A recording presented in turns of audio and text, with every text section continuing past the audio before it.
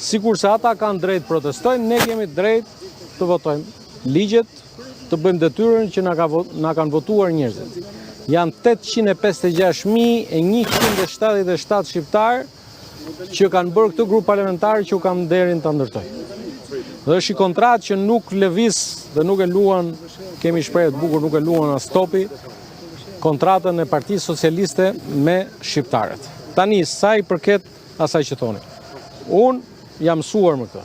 Në këto 13 vite të qeverisë son, nga Saliu te Luli, nga Luli te Saliu, pastaj këtu kanë hyrë edhe elementet e tjerë. Në vlerësimin tim, ne nuk mund të zbrapsemi se një grup mbetërinash sociale dhe politike mendojnë që parlamenti duhet shpërndahet, që nuk e di tjetër.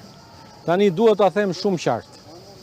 Sot edhe shqiptari më skeptik sa i përket pjesës që këtu është një skenar tërësisht jo shqiptar në dëm të Shqipërisë në këtë moment historik, ndërsa Kuvendi i Shqipërisë duhet votojë ligje që lidhen me antarësimin e Shqipërisë në Bashkimin Evropian, ky skenar për ne nuk është surprizë. E kemi pritur, kemi kohë që e presim, është një skenar që e kemi parë, e kam parë në vende të tjera, është fiks.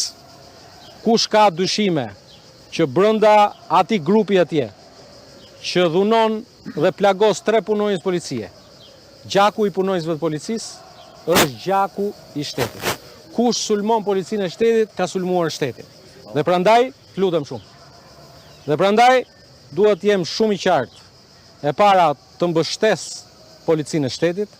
E dyta, t'i bëhet me dije dhe qartësisht, kushdo që ngren dorë kundër policisë së shtetit, do të përballet me forcën e policisë së shtetit. Gjithë atyre që na shqetësohen, sepse policia e shtetit po dhunon protestuesit. Këtu kemi qenë 28 ditë. Pse 28 ditë nuk pati asnjë akt dhune dhe pjesëmarrja e qytetarëve të bukur të Tiranës dhe të Shqipërisë ishte më e madhe. Dhe prandaj sot e kam thënë në seancë, ndiqeni fjalën time, po e them dhe sot, para jush këtu në këtë komunikim me mediat. Partia Socialiste e Shqipërisë, qeverisja e saj, pas pak ditësh do të vi momenti kur do të ulet me protestuesit e vërtetë.